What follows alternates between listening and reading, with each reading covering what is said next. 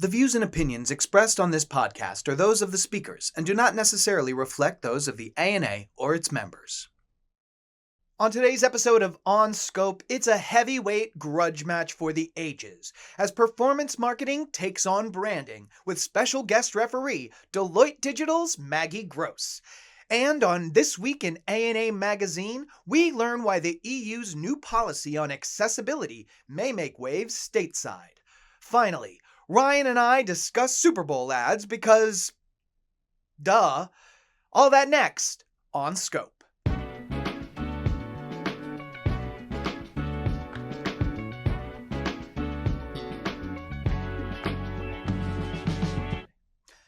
Welcome, everybody, to On Scope, the marketing podcast brought to you by ANA and powered by Odyssey, a leading audio streaming app. You can listen to your favorite podcasts, music, and entertainment on the Odyssey app.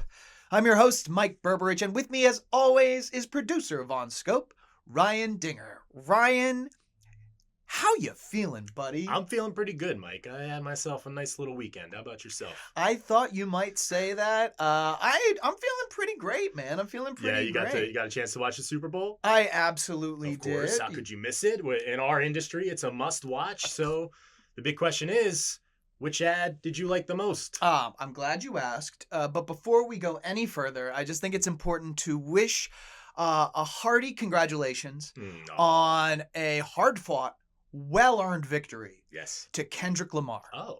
So as far as ads go,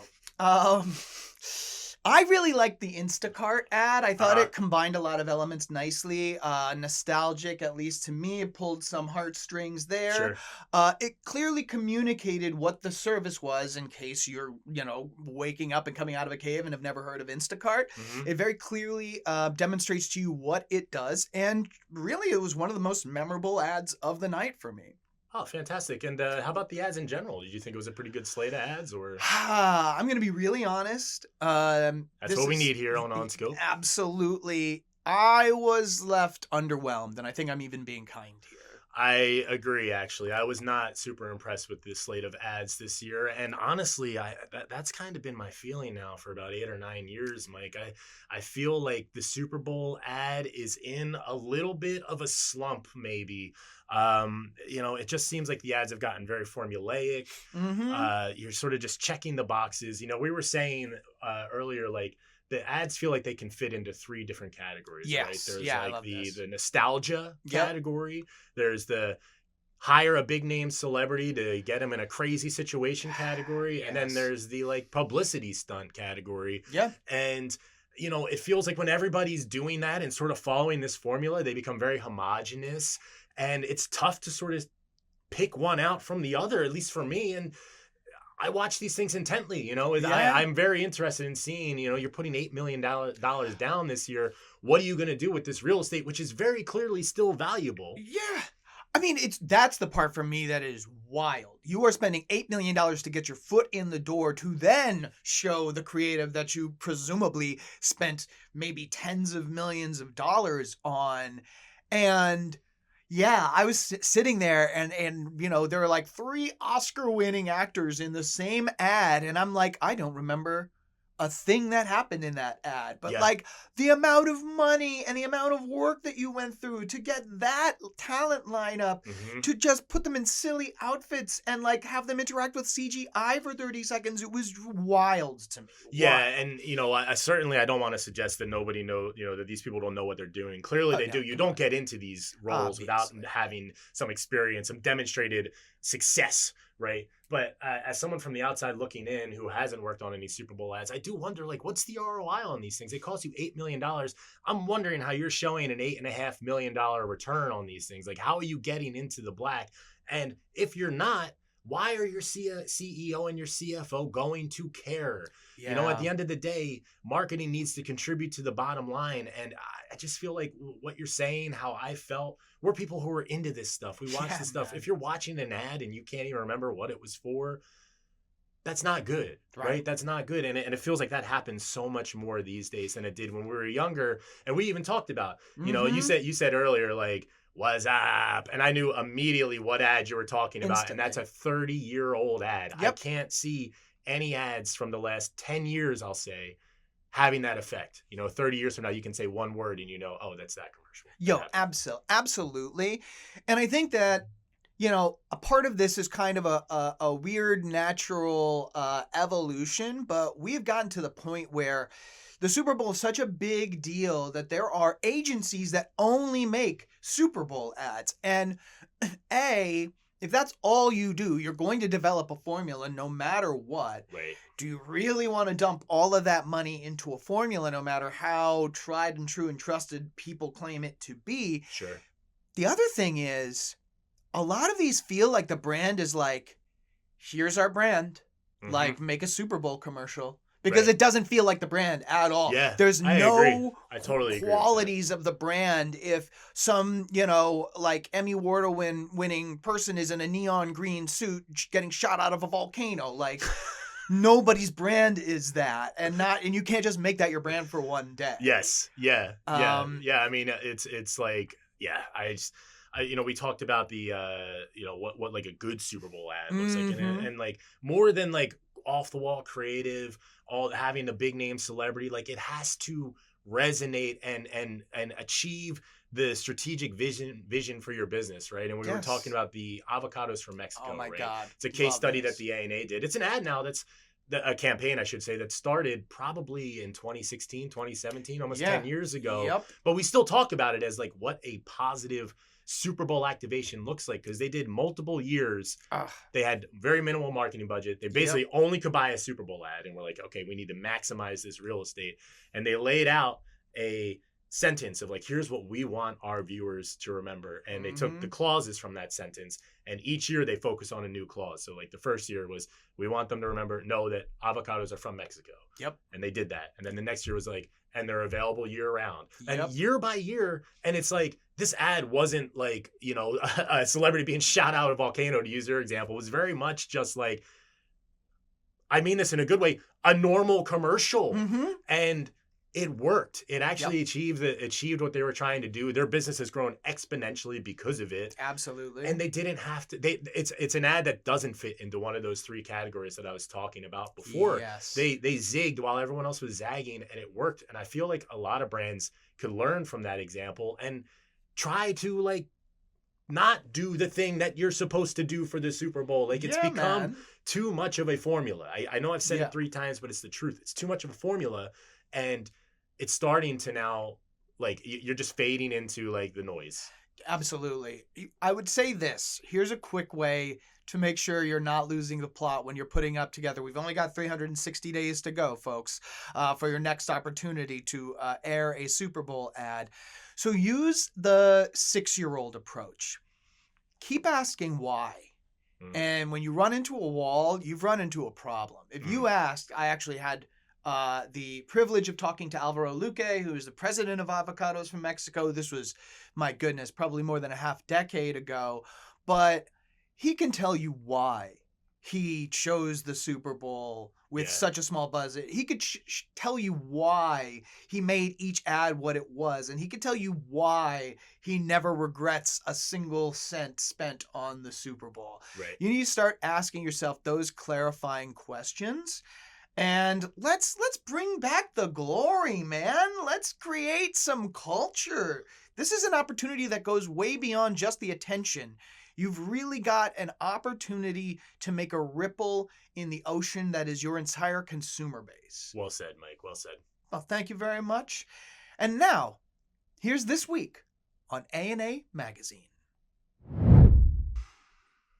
Here to discuss what's new in A&A Magazine is Matthew Schwartz, Director of Content and Editorial Development at the A&A, who also happens to be an editor of the magazine. Matthew, how are you, my friend? Good to see you, Mike. Good to see you. So, Matt, an interesting bit of news was covered in December on A&A Magazine about how Walmart debuted an app that connects blind and low vision consumers with sighted interpreters who can communicate visual information in real time. Now, they joined Starbucks, Target, and other major brands that are offering similar services, but there's a bigger story here at the heart of it. Am I right, Matt? Yes, Mike, this is an accelerating trend. As more and more organizations bolster their communications for people with disabilities, they face a major test this June when the European Accessibility Act takes effect.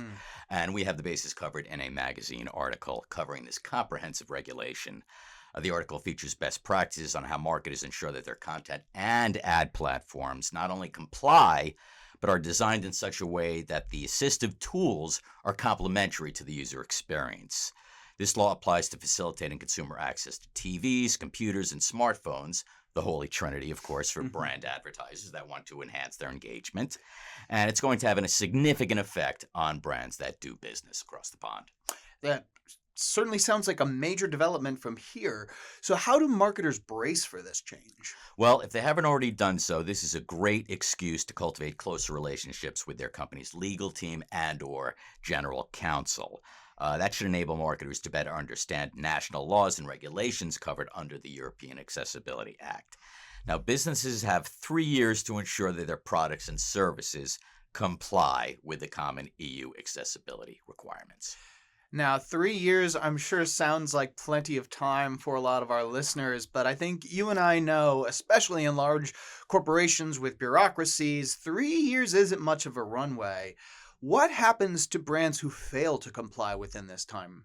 Yeah, I think 3 years is the corporate equivalent to a cup of coffee, as we both know. But yes, Mike, this is not something that brands can short shrift. Penalties will depend on the severity and context, but regular authorities in a member state may impose fines on businesses that do not comply with the accessibility standards outlined in the law.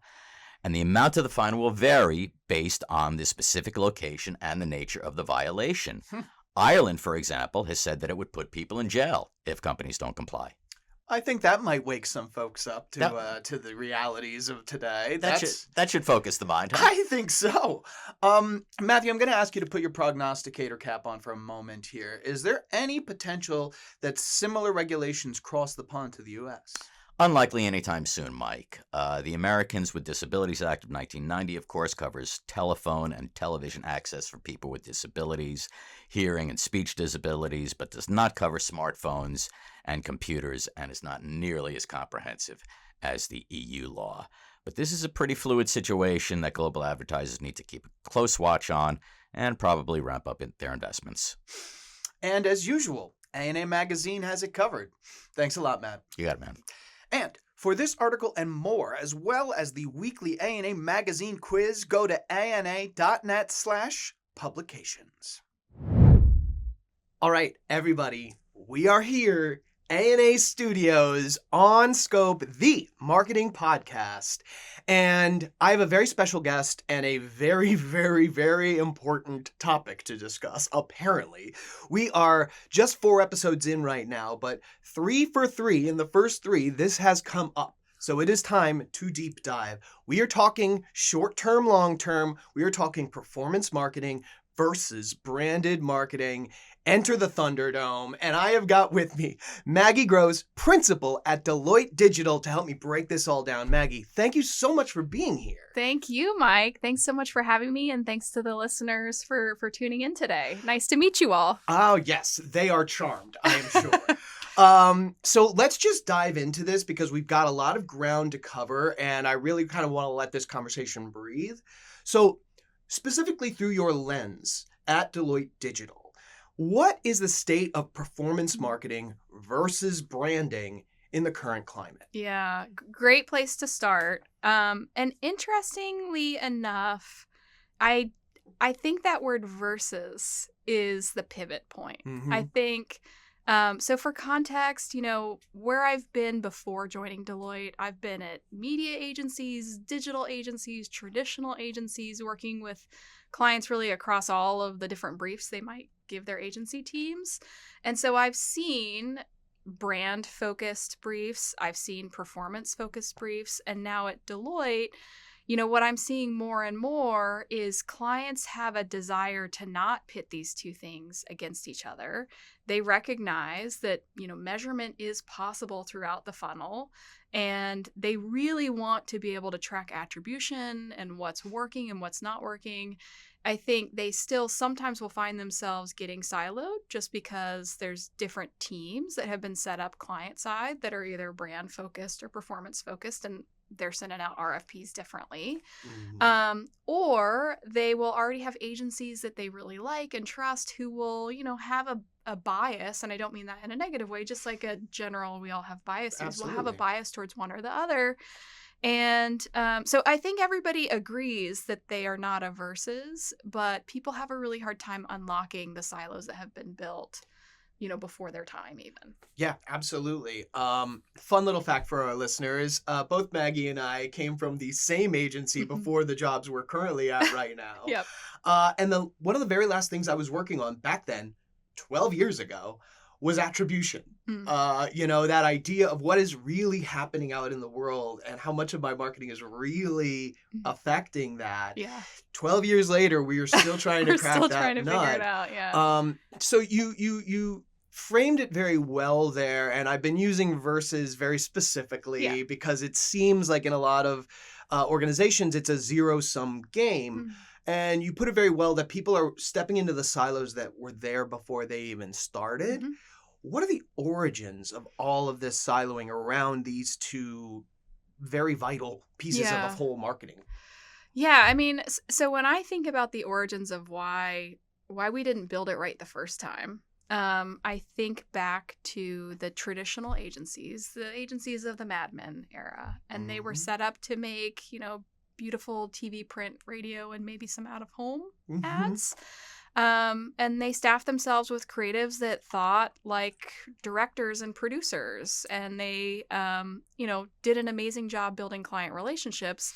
And then all of a sudden, the internet came to be, and you didn't have those agencies adopt it super quickly. Instead, you had net new agencies, agency.com as an example, which is no longer in existence, but like that is how quickly human beings and agencies really jumped on this opportunity, and they created a focus on using digital to drive conversations and engagement with consumers. And you started to have these, that's kind of where the branch out began.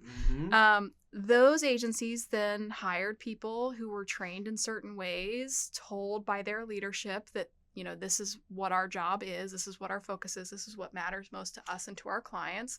And this is how we make money. Yeah. And I think, what do they say when you're a journalist? Follow the money. If you want to get to the root of, what's really going on, follow the money. And I think, the traditional agencies, they made money off of traditional ads.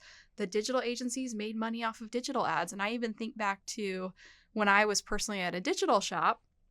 I was hired as a strategist, and the person that ran the department had left, and we had a new boss, and she came in and said, from henceforth, you are no longer called account planning. We were called account planners at the time. You're going to be called digital strategists. And the reason why is because we know that we're a digital agency and our clients already have a traditional agency. And I can't charge them for you because they think they already pay their traditional agency for the strategy that comes from there. So we're going to call you digital. You're not changing what you're doing. Right. We're going to call you digital strategists, and we're going to make sure that clients pay for it. And that is a very, that's a, an anecdote, but I think that that's happening throughout all agencies, because ultimately it's a business that they're running. And so again, that's a very long-winded answer, but really I think it starts with, nobody had a desire to create these silos, but it started with initial specialization. And then how do the agencies themselves make the most money, make themselves most profitable, and the flip side of that is, sure, they're more profitable when they help their clients succeed, but I think they diverged, and it was really hard to find people that had both the skill set of a traditional agency and the skill set of a digital agency that would patch it back together. And now, fortunately, we're a couple decades into this, and we do have people that are leader capable, who have experienced traditional agencies, digital agencies, communications agencies, and media agencies, and know how to stitch it back together. So I don't think that we are gonna not fix it anytime soon, but Right. I do think it just took us a couple extra decades than it needed to. Yeah, well, 100%, because, and I think in an earlier conversation, we kind of put it at like, agencies need to set up the expectations of what they're going to do for you before they come and tell you about their skills. So if Yeah. you're a digital agency and you're like, oh, out of home would really drive this home. Yeah. That's a conflict of interest. And Yeah. like you said, this has been going on for decades. So like, that this digital media planning agency is like now in a different office, and they've got this cool little group of 15 people. Like, Yeah. it's going to take a lot of walking back. But I think, to your point, these hybrid leaders are coming to the fore. So we've got a bright future ahead of us. I mean, that really resonates with me too, though, because I think about all of the places that I've worked before coming to Deloitte. When you walk in the doors of that agency, you know the thing you sell. You know the thing that the client thinks of you for. And it doesn't, I hate to say it, but it doesn't really matter whether the idea is stronger if you add in things the client doesn't buy for you or not. You just don't add those in. Yeah. And that's part of the reason why I left the agency world, because I thought, creativity, I fundamentally believe creativity is the most powerful force in the universe. And when it is unleashed on business problems and not beholden to the confines of whatever, the media or the tactics that agency is known for or sells, it can completely change the world. And I think everybody fundamentally believes in that, but I don't think agencies are set up to deliver on that today. And I think there's just, work to be done. Yeah, absolutely. So in the kind of high level, like, discussion of the performance versus branding, outside of the marketing world, it's very easy to see why performance marketing is very, very appetizing. I'm paying for the things that happen. Well, that makes perfect sense to me. Yeah. And meanwhile, we're building reputation and relationships over here. No, I'll take the things where I pay for the things that I get. Yeah. But this reminds me of a conversation I had many years ago with Dr. Joseph Riggio, who's a psychologist and a marketing expert at the same time. And we were talking about FOMO. And it was when, like, FOMO was the thing. Like, you need to pour as much FOMO into your advertising as possible. People want to drive them there, drive them there, drive them there. FOMO has diminishing returns. Yeah. If all you do is press the FOMO button, you will subconsciously become the bad, negative company that makes me feel bad whenever I see its logo or its advertising. Yeah. Is there a similar type of diminishing return for going all in on performance marketing that some marketers may not realize? 100%. And it's not just an opinion. I probably have a client come to us on quarterly basis, and their biggest issue is 5 years ago, we realized we couldn't track branding. And so we poured all of our budget into performance. And you know what? It worked pretty well the first year. And the second year, it also worked pretty well. And then the third year, we didn't quite get the same returns we had. So we kept tweaking stuff, and we could never get that same ROI. And now we're 5 years in, and we're basically making less return on investment than we thought we made on brand. And so we've flipped off performance, and we flipped on brand, and we're not even able to make what we made 5 years ago in brand. Yep. Help us figure out what's wrong. And the metaphor here is, you're a homeowner, and you couldn't figure out the value of the foundation of your home, so you stopped taking care of it, and you just kept slapping paint on walls because everybody noticed when the wall turned from blue to green. And, that's no shade on performance, because it's easy to measure and it's important. But if you do not fundamentally focus on both areas at the same time, you face the risk of being 5-10 years into that strategy and having diminishing returns and not being able to go back to branding because you've eroded the equity and the value of that brand by not investing in it. Yeah. So I see that, like I said, at least once a quarter, a client actually comes to us with that problem to help solve it. So I know that, we're not the only place that they call. I know for a Right. fact that many organizations are doing this. You even think about, certain brands that have come out publicly and said, we're no longer going to focus on performance. We're going to focus on brand, or vice versa. Give it a couple years and they usually walk that back because it's Yes. not an either or. That's like saying, okay, my New Year's resolution is only going to be to eat healthy, but I'm not going to move at all. You literally like, read my mind on that It's a example. holistic Yes. thing, And so I just think it's sort of silly that we put them in boxes. Yeah, absolutely. Absolutely. We've kind of laid out the current landscape, why that's a little bit problematic for marketers and brands in general. Let's talk about a pathway forward. How can marketers change this current paradigm and communicate the value of brand and branding to their colleagues in the C-suite? We kind of lay this out of like, well, no, I pay for what I get over here and you're trying to like bring me up to the clouds. How do you do that effectively? Yeah.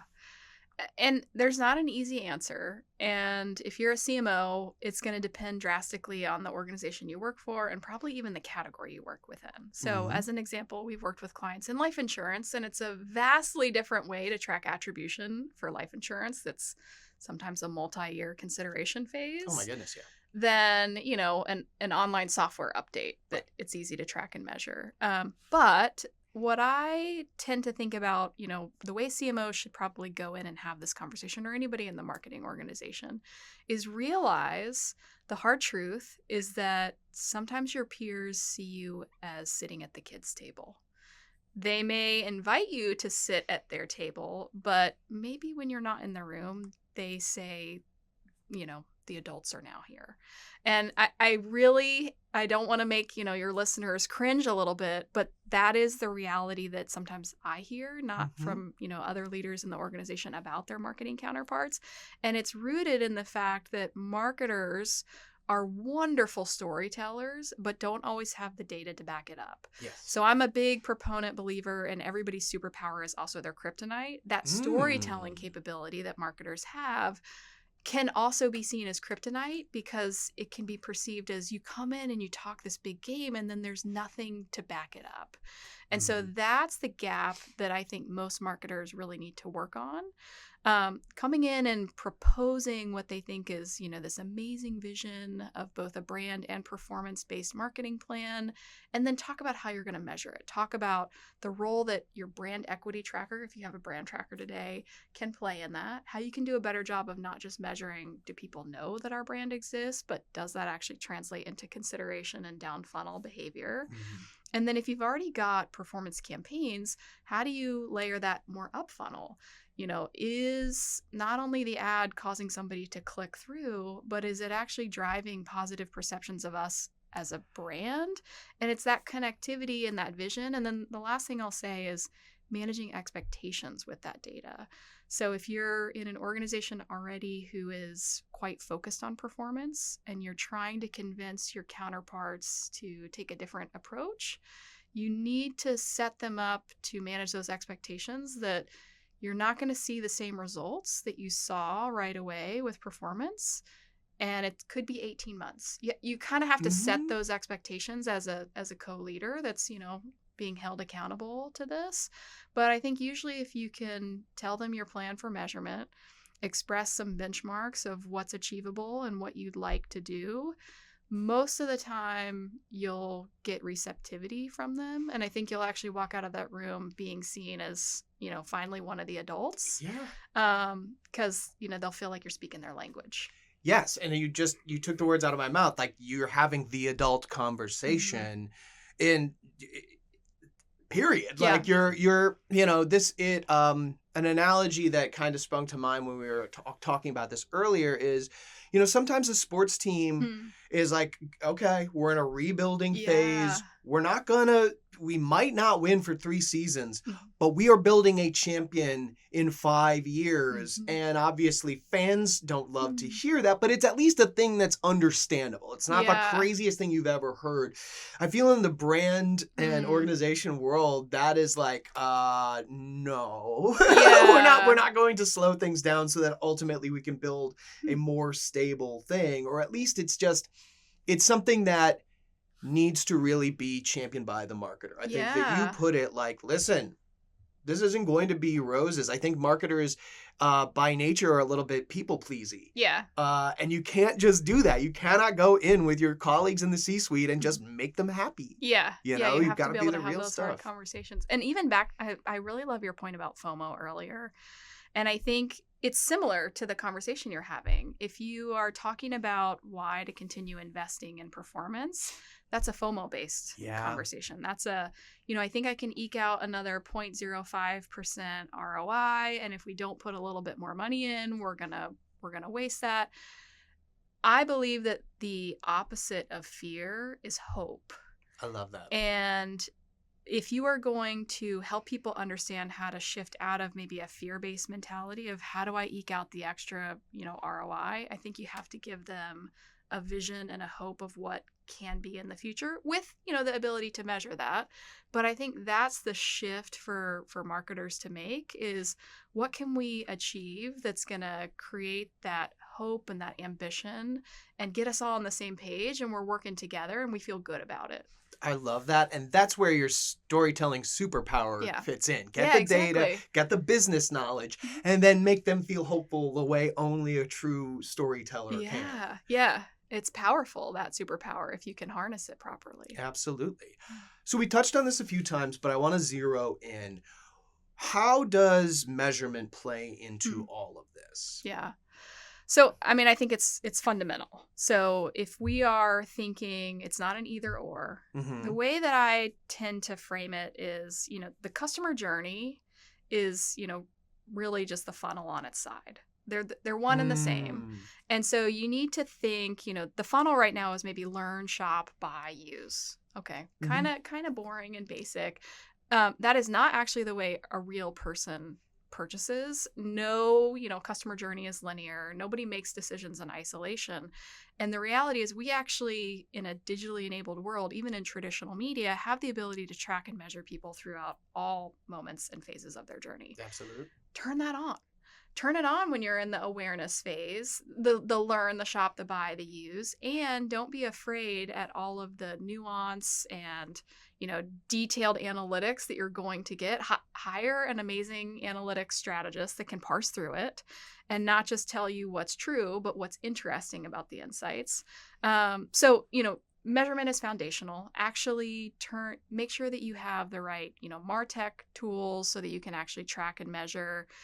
Set yourself up with IT so that you've got a data lake where you can actually capture this data. Ideally, first party data plus probably second party, third party data layering on. A lot of clients we talk to have an ambition of only first party data because it allows them to really be, have different insights, but it's expensive. It's going to take a while to get there. Don't second guess the benefit of a second or a third party data partnership. But make sure you're building that. Make sure you're also training your marketing team how to access it, put the right processes in place. Change management is a huge thing there too, because as you're starting to teach people how to engage with data and how to make decisions off of it, if that's not something they've been doing all along, it can feel weird. Yep. And then going back to our initial, it's an and, not an or. If you have internal org structures that actually separate your brand and your performance team, think about breaking down those walls. Combine them. And our strategy team at Deloitte, as an example, we have people that are specialists in sort of comms or digital strategy, but we make sure that people can play across everything. Because if you're a comm strategist or a brand strategist or a digital strategist, the deliverable looks different, but the way you're thinking doesn't look different. And I think, for people that maybe focus on performance, you'd be surprised how performance-minded people in brand might be, or people in brand, you'd be surprised at some of the great, big thinking and ideas that some of the folks in performance might have. Break down the walls. Yeah, I love that. And it reminded me of a quote, and I'm so terrible at this. I remember quotes and never who actually said them. So apologies for probably the 50th time in my life to this person.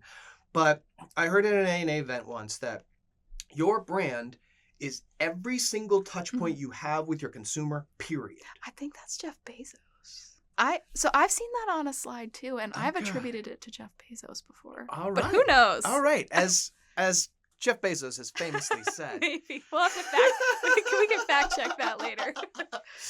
Ryan, can you I'm look that looking up right for now us? to see. Maybe it's Abraham Lincoln. You know what? I thought it was Gandhi. Henry but- Ford. So even your performance marketing is your brand. Yeah. You know what I mean? And that kind of mindset, I think, can set some marketers free. Yep. But what I want to end on, I love that the opposite of fear is hope. So I want to end on a little bit of a hopeful note, if that's cool with you. I love it. Yeah. What is one thing that has you excited about the future of brand and branding? Okay. So I know that you are very excited about like the future technology and what that can do for marketing and I'm easily advertising. excitable, but yeah, the particular I love innovation. I just came back from CES.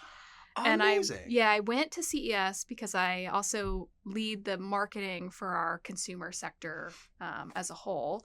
And we have, a lot of presence there with auto and airlines, and even our retail partners are there. I'm sure. And so I had the chance not only to engage with clients of what they cared most about and what they were seeing, but to walk the floor with like this guy. I think his title is like the chief economist of CES. Wow. He was amazing. And he took us around and started explaining what he thought was interesting.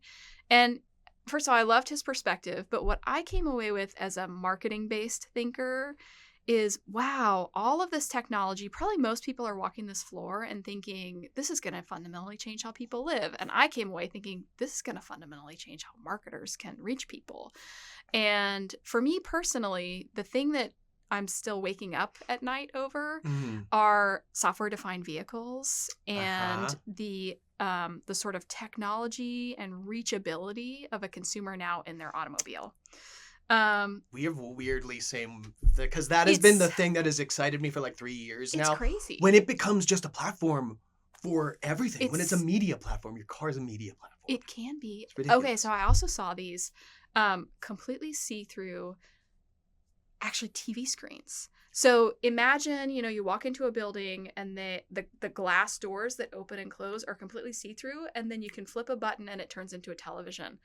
In a world where your car is driving for you, we no longer are going to have out-of-home billboards that talk to everybody. Your car window can say, I know that you really like, the sushi place, and you've just driven by it, and my car window can actually flash a personalized ad for. So the one, we're not getting into Severance territory. We talked about that a little bit, but like the one, future dystopian.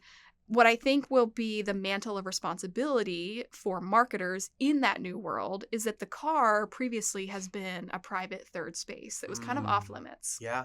It's very private. It's kind of like coming into somebody's bedroom. You're like, yeah, nobody expects you there. And if you're there, it's like, oh, what's happening here?